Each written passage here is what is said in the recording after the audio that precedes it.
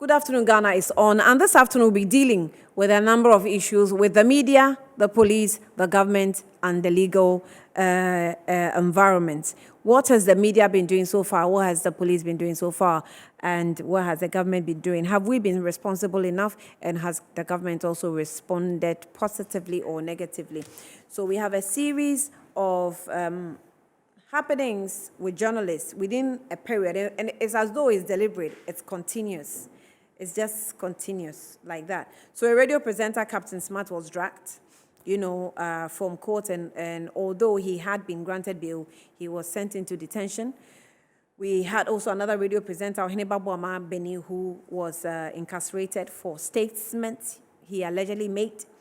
We have a civil society activist, Mensa Thompson of ASEPA, who was also detained, sent to court for criminal charges, granted bail, and yet detained again for making statements against President Akufo-Addo.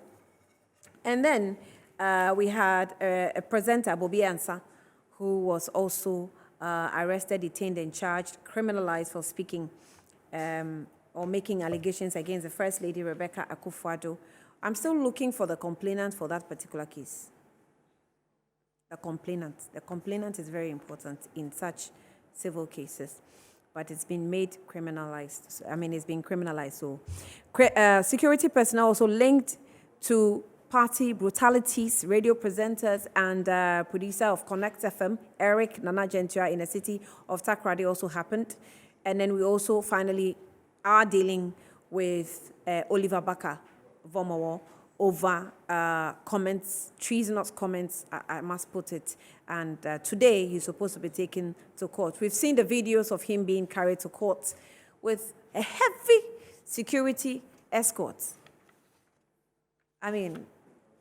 That's interesting. But we'll be having the discussion on this with some analysts. We have Emmanuel Wilson Jr., who will be with us in the studio. He's a chief crusader for Crusaders Against Corruption. We also have lawyer Martin Kpedu, who is a private legal practitioner. Also, Nick Opoku, governance policy analyst, will also be with us shortly on this discussion. But for now, we'll take a break, and when we come back, we'll kickstart the talk. My name is Annie Afua Ampofo.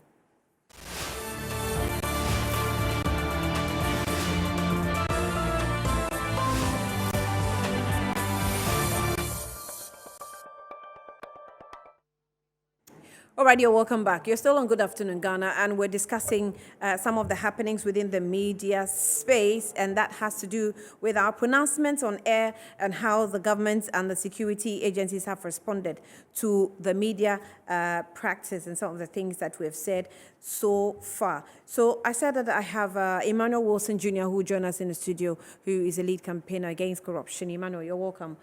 Good afternoon. So later on, we'll be speaking with Martin Kpedu and also Nick Opoku, who is also a governance and policy analyst, and that has to do with the recent arrests of journalists and how the prosecution and the whole handling of the media freedom space has gone so far. But for now, let's take some videos from the Free Fix the Country campaigners.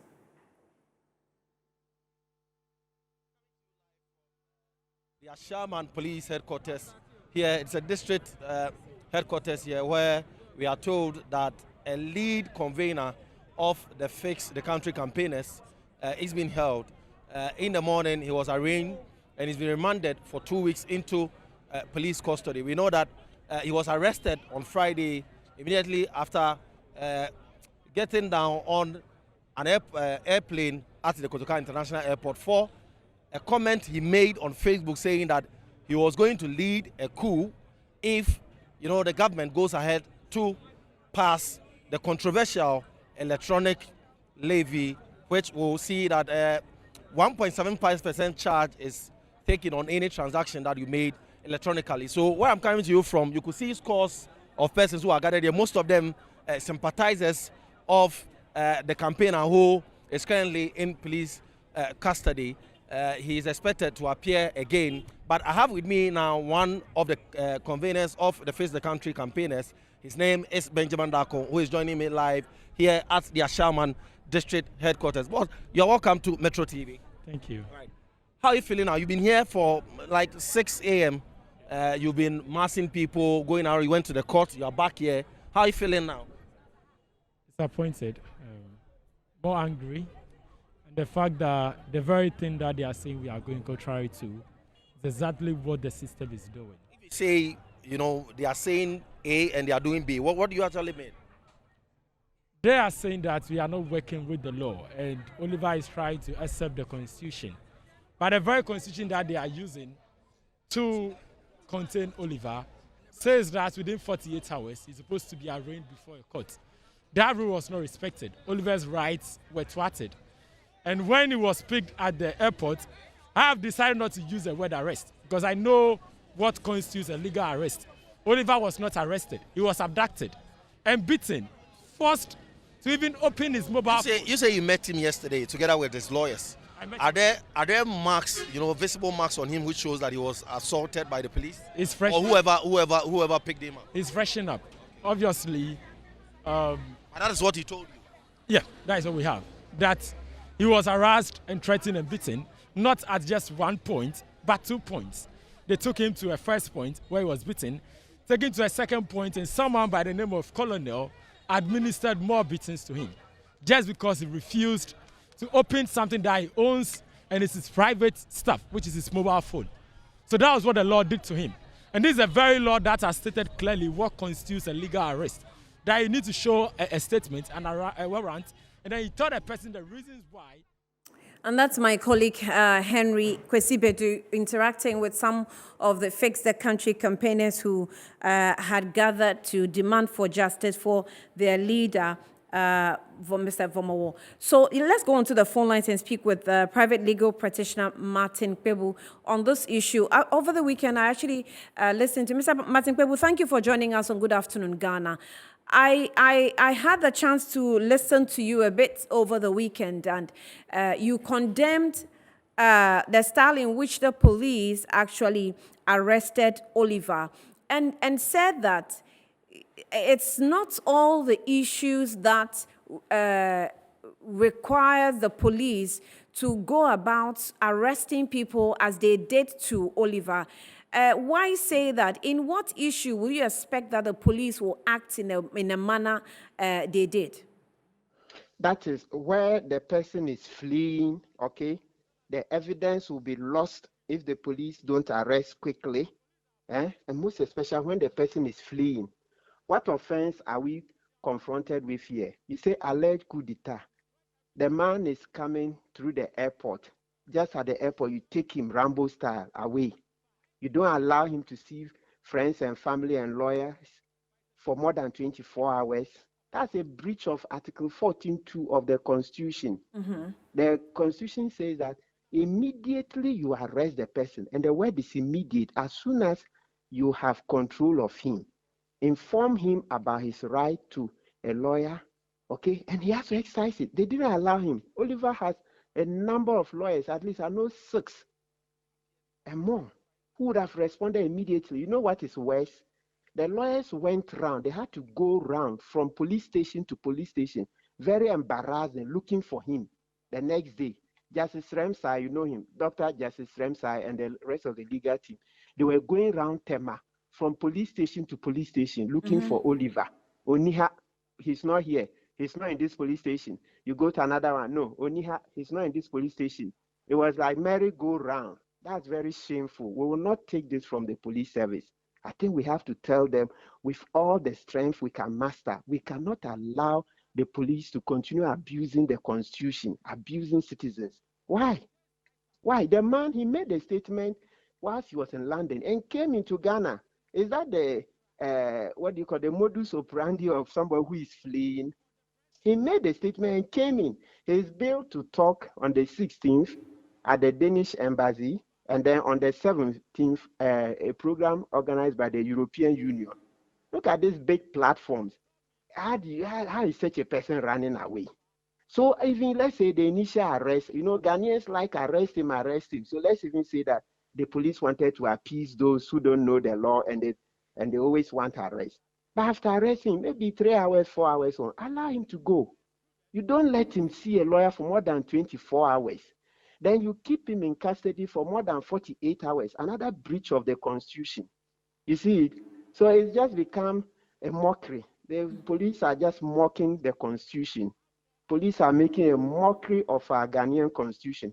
Article 14.1 breach, 14.2 breach, 14.3 breached.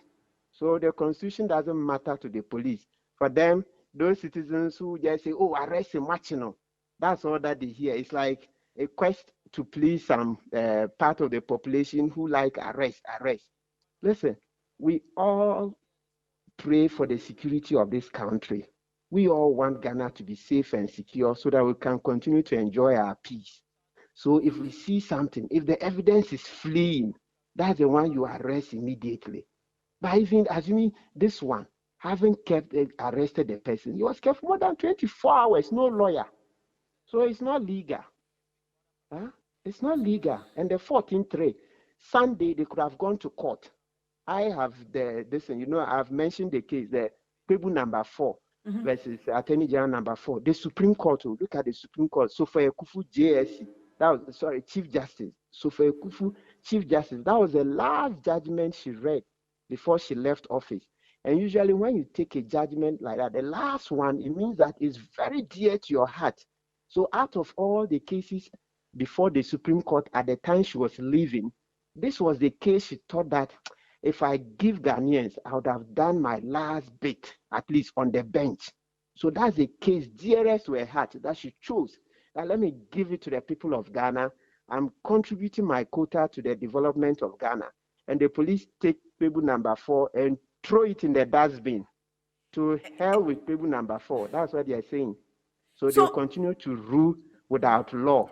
That's all that the police are doing, embarrassing us, embarrassing this nation. Listen, I have done cases that we've gone to court on Saturdays, public holidays. Right. All they had to do was to go and see the registrar of a competent court, not just any court. We are coming to the next violation of the law the police have done, which is that they took him this morning to a court that cannot grant bail. Then you've not even obeyed the Constitution, because when they say bring him to court, you are bringing him to court so that he can apply to bail. So when you intentionally take the person to a court where he cannot apply to bail, apply for bail, that is no court for the purposes of that person. That is no court. Do you get the point? Yeah. Article 14, Clause 3 says that bring the person to court within 48 hours. The police breached it. They didn't bring him to court within 48 hours. Then to add insult to injury, they take him to a court where the person cannot ask for bail. That is not the court the Constitution is talking about. That is not the court. It says take him to a court where he can apply for bail. So if you take him to a court where he cannot apply for bail, that is not a court. Do you think that was a deliberate move on the part of the police? Oh, definitely. Kangaroo style. Yeah, you get kangaroo style, these tactics, communist inferior tactics. They were just right. As for your Constitution, they've thrown it away long ago. The police threw away your Constitution long ago. How does the court, I mean, he was scheduled to go to court this morning. How does the court, preside over a case where, as you've made references to the Article 14, Clause 1, 2, 3, having been breached by the police, how does the court preside over an issue of this nature without making references to the breaches of the police? Yes, so what we do is, I see in law, there are categories. So the judge here, out of all of them, the one that the judge could have, the first and second, the judge will say, well, they are not before me. So you see, what the police took to the court there, they didn't bring, so there was no opportunity for the judge to deal conclusively with the breach of Article 14, Clause 3. That is to say, you didn't come within 48 hours. Right. What they did there, the judge doesn't have that jurisdiction. Now that they've breached it, Oliver can go to the Human Rights Court, that's a high court, to go and complain that he was kept for more than 48 hours. I did once, some years ago, Crusader there. The police kept him for 3 days. The court gave him 30,000 Ghana. So I'm sure Oliver is a lawyer. He knows what to do. Okay, so the judge, we can't fault him on the failure to bring Oliver within 48 hours because that was not the business before him. Okay. But the third one, which is that once they brought him there, this is the first court, maybe it's possible you'd have said, oh, please, the man has to apply for bail. This is not where you bring him. If he has to apply for bail, go to the right court. I think that one, yes, something could have been done. So you say that this is an issue, is as though you are implying that it's like killing a fly with a sledgehammer. Oliver is a very is an astute lawyer. He's led the Face the Country campaigners for a while now, at least for some at least a year, no so. Yes.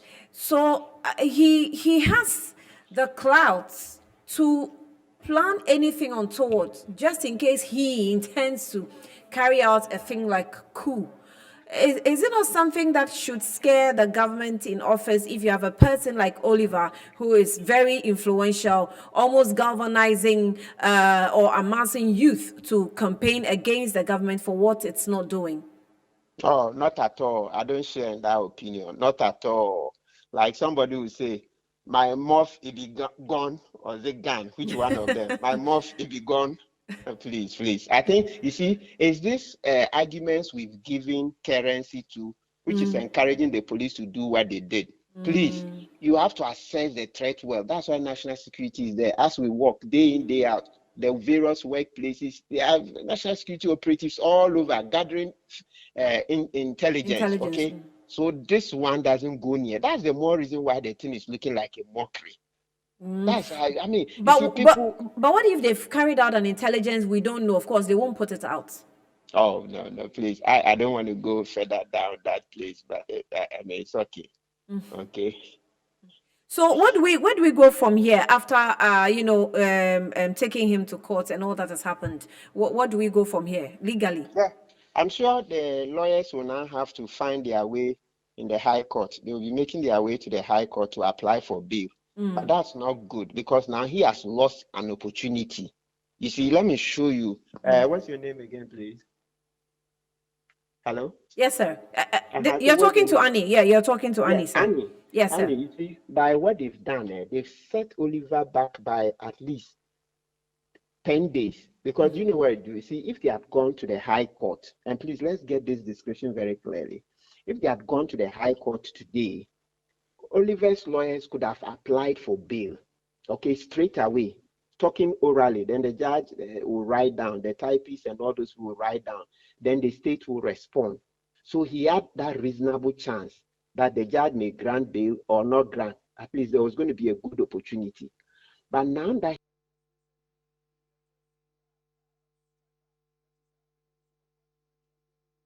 paper, and as soon as they have to put it on paper, other rules coming. So now when they finish writing on paper, maybe tomorrow, that's the earliest, they have to go and serve Attorney General. And then there are rules about the number of days. Attorney General will respond. Then when Attorney General also responds, they will come and serve the lawyers and then serve the court. Then when the lawyers see it, something should be new. So the lawyers are also likely to say, oh, we need to respond.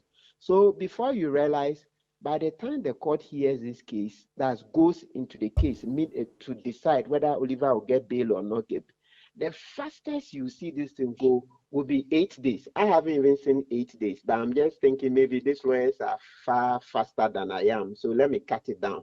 The fastest you get is in a week's time. But if it's not, if we're using what we are used to, look, this thing can drag for even over a month. Right. But let's say generally from 3 weeks onwards, yes. But the fastest you can get bail application, unless they're able to change the law, unless maybe Chief Justice comes in and say, look, he doesn't like this and the police did, so tomorrow they should bring Oliver to the High Court. Maybe if it's possible, maybe the lawyers will apply to Chief Justice. I don't know if it can work. Right. But if we are going to use normal procedure, 8 days minimum, but I have not seen 8 days with my eyes. So, but we all wish for a miracle. Right. Lawyer, thank you for speaking to us here on Good Afternoon, Ghana. We'll leave it here. If we need some more clarity, we'll come to you. Thank you so much for your time. So let's come into the studio. Emmanuel's been, Emmanuel. Annie. Yes. Am I permitted to wish our viewers a happy Chocolate Day? Oh, yes. I mean, and then yes. a happy Valentine's Day also. And to You are state very that much permitted. I'm available. So after the available. program, anyone who wants to hang out with me can do that. That's too Thank open. you. So Let's hear you. it's just by the way. It's just by the way. Annie, this issue of arrest taking place this past weeks, the truth of the matter is that we are a democratic country and a country that believes in the rule of law. And when we talk of the rule of law, it is in the rule of law that we even have what we call freedom of speech. And prior to a few years back, speeches or words that were not factual in our criminal books were considered as a criminal act. And so you'll be arrested and you'll go through all the criminal processes and where you even have to be incarcerated, the court does that. Fortunately, that's what we are calling the libel act has been repealed, and so we don't have it anymore. I will start with this issue of, is it Oliver? And to say that right from scratch, I do not support the statement he made. I condemn the statement with every strength in me. And so do I believe that my CSO, Crusaders Against Corruption Ghana, do condemn it. But in condemning it, in fact, when I read it, I felt that it just didn't sound well. And it was not in good taste. And he being a lawyer for that matter, he should be in a position of knowing better. But on a second thought, when you go deep into it, I am tempted to conclude that this is just someone who probably is taking attention. He just wanted attention to be on him. I don't see his statement, I don't see him as a person being able to carry that statement, or by implementing that statement. I don't see him being that person to do that. So I see it's more of someone who was just seeking attention. It is something that shouldn't have taken place. We just condemn it. By history, okay? We condemn it. have we seen anyone that succeeded in carrying out coup make public statements? No. I mean, those days they didn't have social media. Yes, but we haven't seen that. But, and you should also know that just as technology develops and evolves, the minds of people become sophisticated. And one way that in security, one of the things that you'll be told is that the best way to commit crime is by ensuring that those who will prevent you from committing the crime, you distract them. So it is possible that this comment may have come in a way of distracting. We don't know the intention behind it, but whatever be the intention, what I'm saying is that it is not in good taste and we condemn it in totality. Now, having said that, we move on to the security, that is the police itself. You see, in as much as the police are supposed to ensure that there's law and order, they do that with certain rules and regulations. They just don't sit and decide to do anything they want. They do that with rules and regulations. That is why we call ourselves as a country governed by law. My senior, Martin, has dealt very well coming from the legal perspective. So I wouldn't want to go there. But I think the security also did not do what they were supposed to do. In fact, they created, or they are still creating, unnecessary breaches of the law. And I don't understand the motive. I don't understand why the police have decided that they are taking this posture. It is not just about Oliver, but it's about the few individuals who belong to your fraternity, the media. You mentioned their names like Bobi Ansah, Captain Smart, and one other person.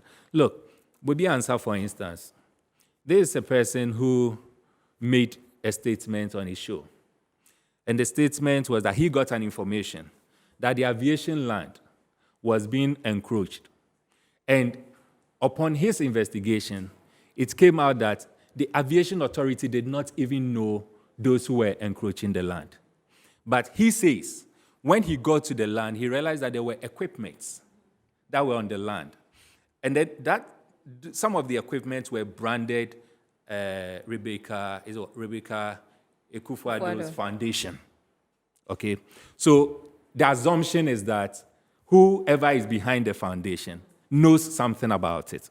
And so he decided to go on his his show, and then made that pronouncement and say that, look, this is what I'm told, this is what I have done, this is what I have seen, and this is what is happening. In any case, aviation land belongs to you, and it belongs to the state, it belongs to everyone. And so if the authorities, the aviation authorities themselves says they don't know about the encroachment, and a media person has done an initial investigation and has come out to say that this is what is happening.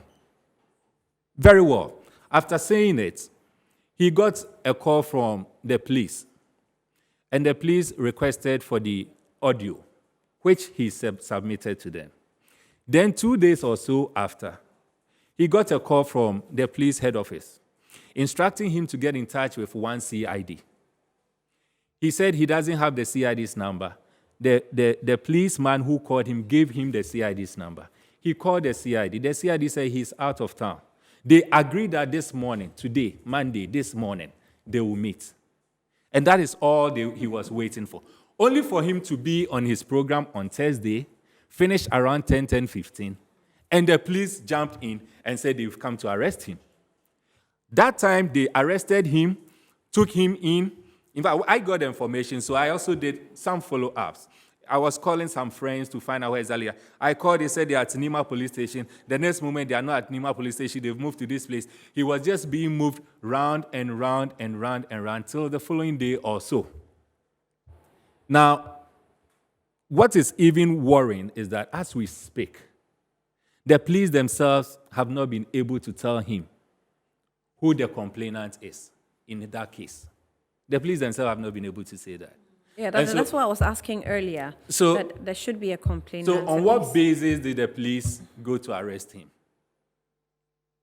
That's why there are suspicions that the police is acting on some orders from above, quote unquote, for want of a better expression. Exactly the point I was driving at.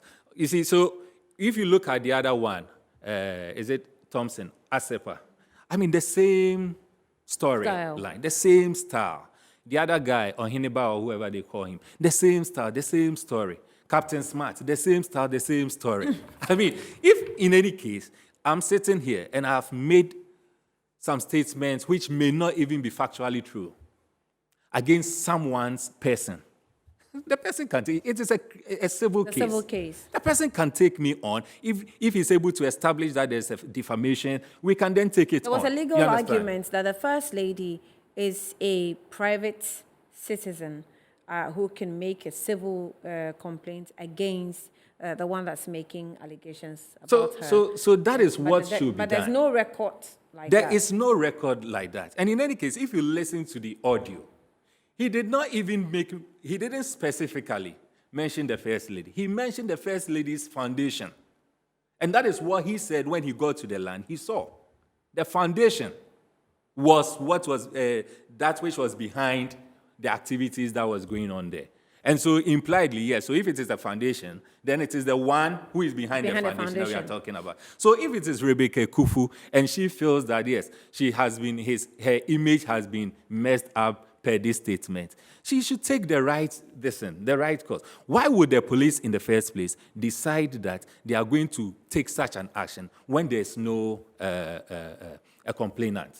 You see, there's something going on, and I'm happy that Martin mentioned it.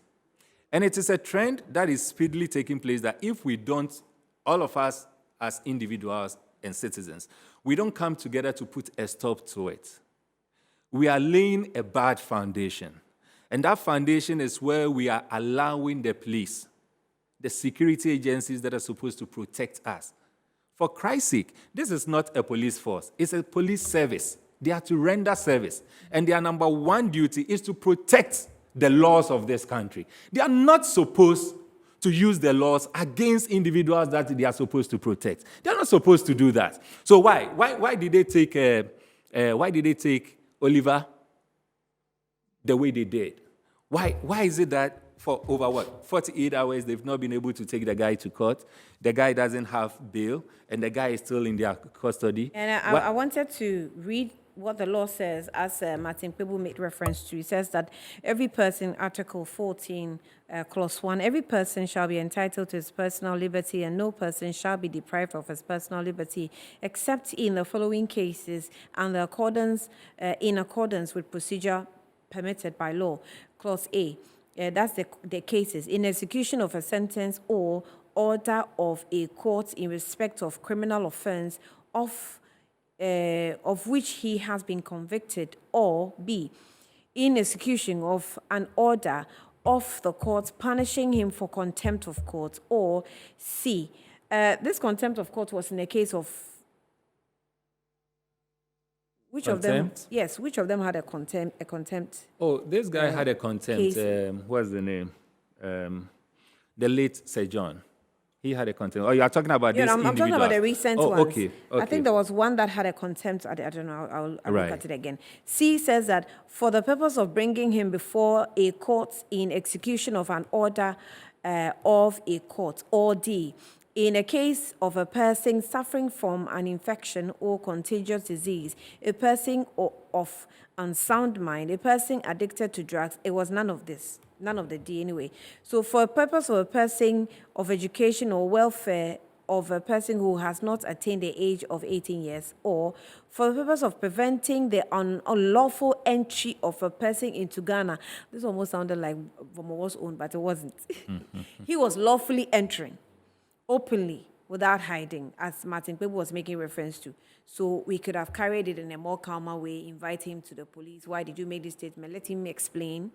And then you can go forward to, carry on your legal procedures.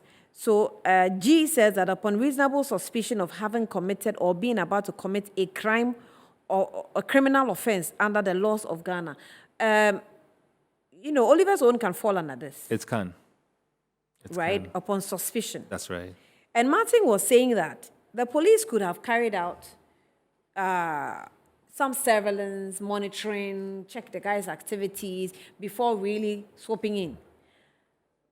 And I raised that, intelligence is intelligence. It's not in the open. So how do you know if they may have carried it out without our knowledge? And we didn't know. Of course, they're not going to put the results out. You see, so this doubt even enforces the fact that the police and the security agencies are letting us speedily lose confidence in them. So now we are wondering, is it that they may have some intelligence we don't know? Or is it that they are just doing what they know how to do best, the Rambo style, where they want to infringe on people's rights? It means without giving us the details, they should at least tell us. They should have just done that. If there's some intelligence they've gathered. And then the way and manner in which they are even treating these individuals suggests clearly. Indeed, in law, we are all seeking justice when you run to the law. But you will also be told that justice must not only be done, but it must also be seen to be done. Mm-hmm. In other words, it is not the judgment, the final judgment that matters, but the process involved also matters, okay? And so if the process, just like the police are going about it, if the process is such that all of us are doubting and we are beginning to wonder whether we are all safe or not, then we end up wondering and doubting whether the outcome will be fair or it will not be fair. And then we also keep wondering whether or not the institutions are really working within the confines of the law, or they are just seeking directives from some authorities up there. For me, I am really disappointed because, you see, there are fine gentlemen in the police service. Of course, I can make mention of some of the individuals in their legal department, Kofi Boachen and some few other gentlemen. Don't go far. The IGP himself, even the IGP has, himself, proven to, be unbiased so far, except for these issues that are coming up, which some legal practitioners are raising. So you do this, and then you mess up the image of the entire service. Because I wonder and I doubt, knowing in particular the individuals at the legal department of the police service, the head office, I wonder if they will sit down and allow the law to be infringed upon by their own men or their own people. We'll go for a break, but let me read this. That the Article 14, Clause 2 says that a person who is arrested, restricted, or detained shall be informed immediately in a language that he understands of the reasons for his arrest, restrictions, or detention, of his right to a lawyer of his choice, which is also one law that Martin Kpedu made reference to. The Clause 3 said a person who is arrested or restricted or detained, A, for a purpose of bringing him before the court in execution of an order of court, or B, upon reasonable suspicion of his having committed or being about to commit a criminal offense under the laws of Ghana, and who is not released, shall be brought before the court within 48 hours after the arrest of restriction or detention. We'll take a quick break. I'll be back shortly.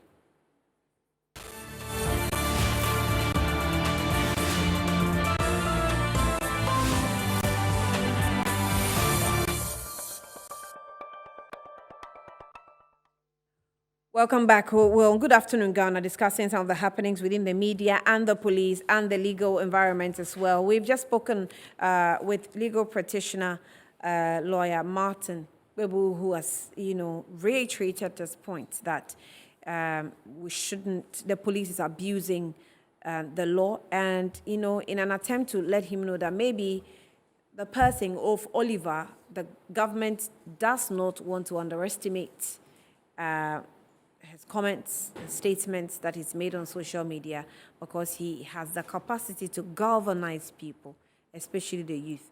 But the lawyer indicated that it is statements like this or these that makes the police think that they can do what they're doing. They are just simply abusing the law and, taking things out of gear. I'm still with the Emmanuel. Ima, so I read, I think, the latter, clauses of Article 14, which indicates that the police indeed has breached. And lawyer also indicated that, of course, some of the courts, some people don't know, but some of the courts work over the weekend. So it's obviously a deliberate attempt. It is. For the police it not is to a deliberate attempt, especially... And not to take him to high court as well, which that's right. we know that's where they can. It's just a deliberate attempt, especially when they are creating the impression that this is a very serious matter. They could have assembled the courts even over the weekend. They could have done that. And what's actually prevented them from taking him to the high court? I mean, that's why I'm saying that this can only be, an instructions from above, outside the police hierarchy. I am confident of that.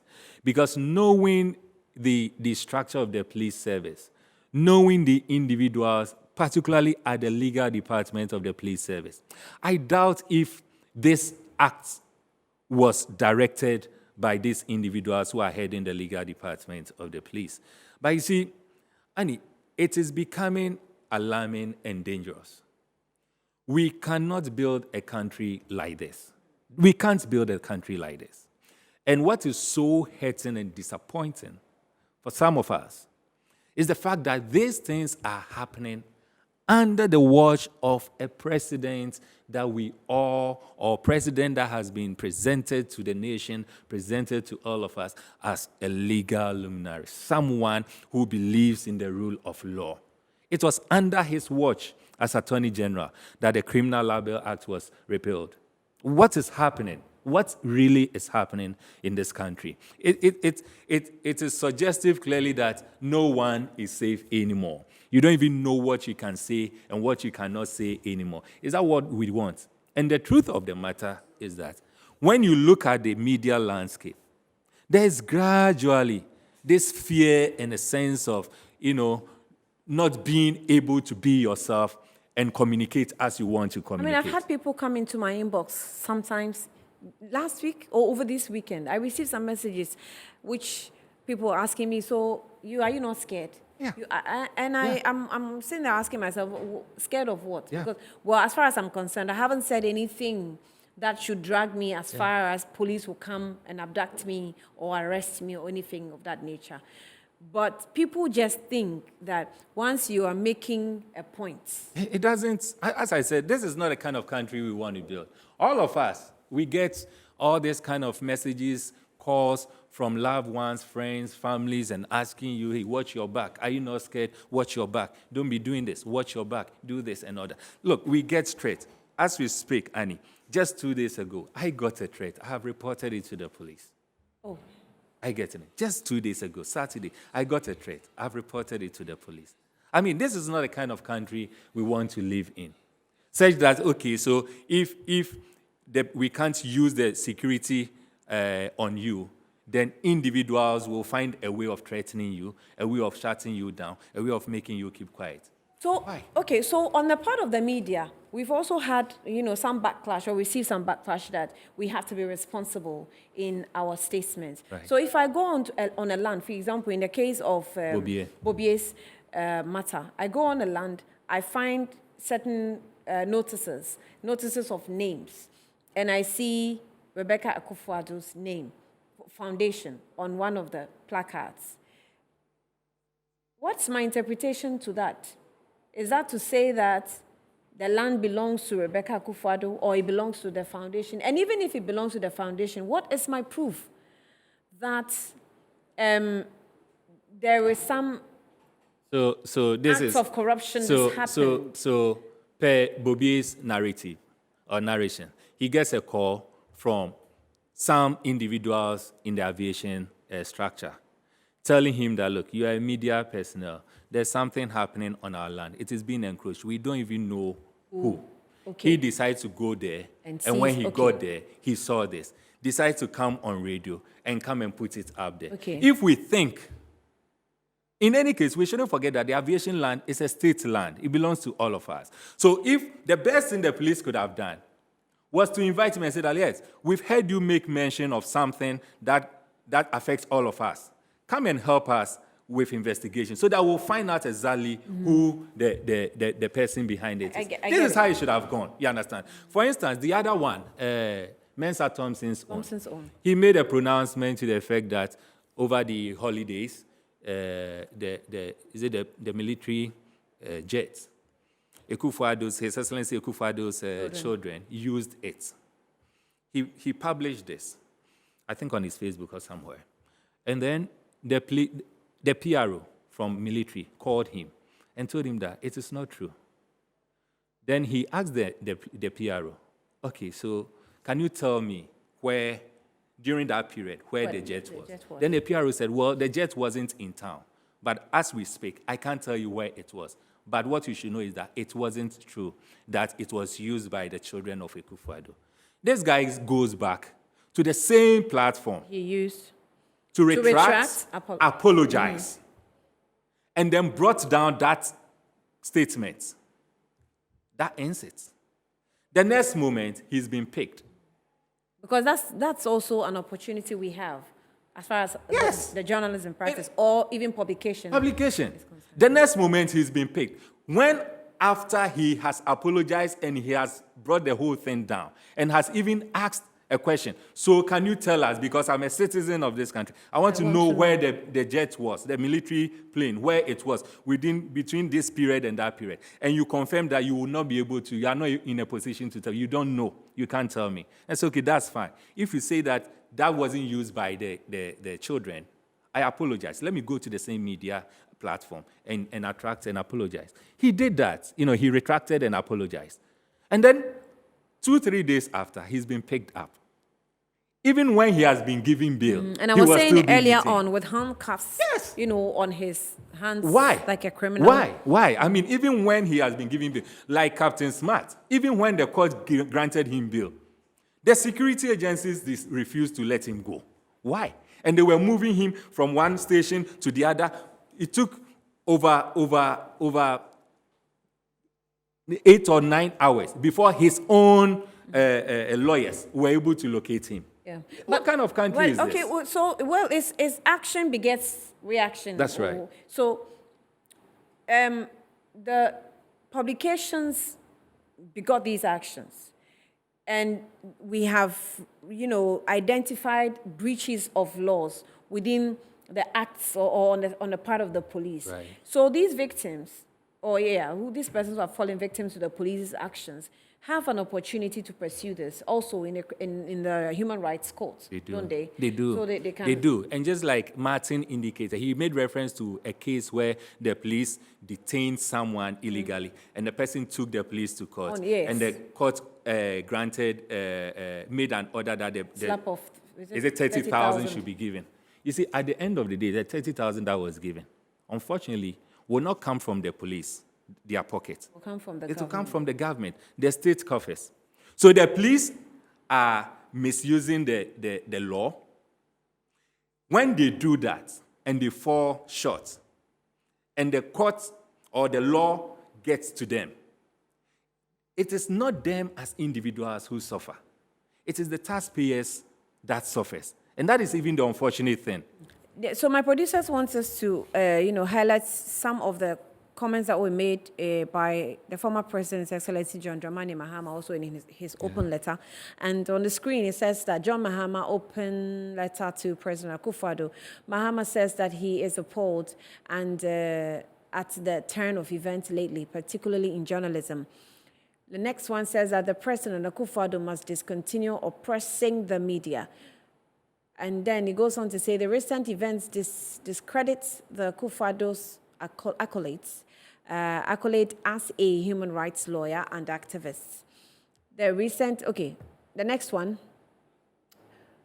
Okay, so worthy to note is the signature of the former president on the letter, your brother. I actually read this and it was interesting. Like, oh, that's really mischievous, your brother. Right. So, but Annie, let's also be very fair to ourselves and even ask the security agencies. Is it that they are picking, they are being selective? Because if you are saying that someone has made a statement which is factually not true, and that is why you are going after them, do you know the number of individuals in this country who have made statements that has ended up becoming factually untrue? To the extent, look, even the last, prior to the 2016 election, what statements were not made by individuals, politicians, even the sitting vice president, even the president himself? What statement did, there are thousands of statements that these individuals made, which ended up not being true, factually not true. Were they not the same people who were saying, you remember this, is it God is love? There was this Brown Ahafo Savings and Loan Company, which the opposition said that it belonged to the immediate past First Lady, Lordina Mahama. It ended up not being true.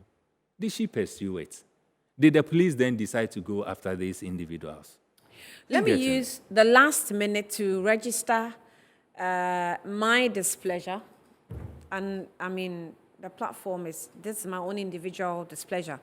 If you want to take anybody on, take me on. Don't take Metro TV on, even though I'm using the platform. It's a displeasure because, once other journalists are affected, we are equally affected. And, it puts us in a certain situation. Sometimes you can make statements on air and say it is alleged. That's right. Does that actually... No, it doesn't. It actually doesn't, what's it called? Save you from any... Oh, it is alleged does.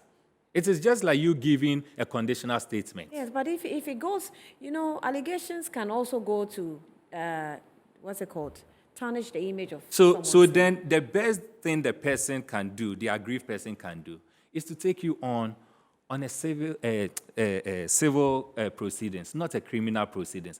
And of course, if we talk of defamation, you just don't say that and say that. There are elements to prove. So the fact that I make a statement... Or there are elements to make your case. Yes. Because the fact that you have elements to prove doesn't mean that they are factual elements that is actually... Yes, so if you say that Annie has made a statement and I feel my image has been defamed, I just don't go to court and say that my image has been defamed. I must establish that my image has suffered in the eyes of the right-thinking person. You understand? Right. I think there are 3 elements that you should be able to be able to prove before even the court will grant that to you. All right. So, well, I was stating my displeasure on really all the happenings that's ongoing. I think that we shouldn't handle the media the way we're handling them. We still are worried about Ahmed Swale's situation. And we're going to push to find out, to get all the updates from the police and all security agencies that are connected to the investigation of this matter. Because we do not understand how there is a member of parliament that sat on radio and TV and said that he knows the killers of Ahmed Swale. What's so mathematical or scientific about calling him to assist in investigation? How strange is this? I mean, this is not political. This is about the lives of people. Someone has lost his life. It's unfortunate. And we are all in the same line of job. How do I know that I am safe? I'm not the next person who will be a victim, you know? Sometimes we take it lightly, but somebody can take my picture, go and put it on Facebook and say, oh, this girl, when you meet her anywhere, slap her. And it will surprise you that the person who meet me and not slap me, but probably kill me. You know, so let's be careful the path we're taking. We're all Ghanaians. And it's sad. When I go into these things, I just get sad. I get you. But Annie, just a question, one question. In all this that is happening, this illegality taking place and all that, where is your organization, GJA? We let that question hang. Let it hang. We're yet to locate His Excellency the President of the GJA to find out, because, I mean, I think it has traveled long enough to hear the voice of the biggest journalism organization of this country, and it actually has the international credibility. Yeah. So I don't know why we're quiet about this. But if you want to advise your media personnel, advise them. And if you want to face the police legally, you want to face them. Well, our protection is also very paramount. My name is Annie Afua Ampofo. We spoke earlier on with Martin Kpedu, who's a private legal practitioner, and also in the studio with Emmanuel Wilson Jr., who's the chief Crusader of Crusaders Against Corruption. We couldn't raise Nico Poku. We're unsuccessful. Next time we'll try and do that. Thank you for watching. We'll follow through with the issues and the updates or feed you with it. Thanks for watching.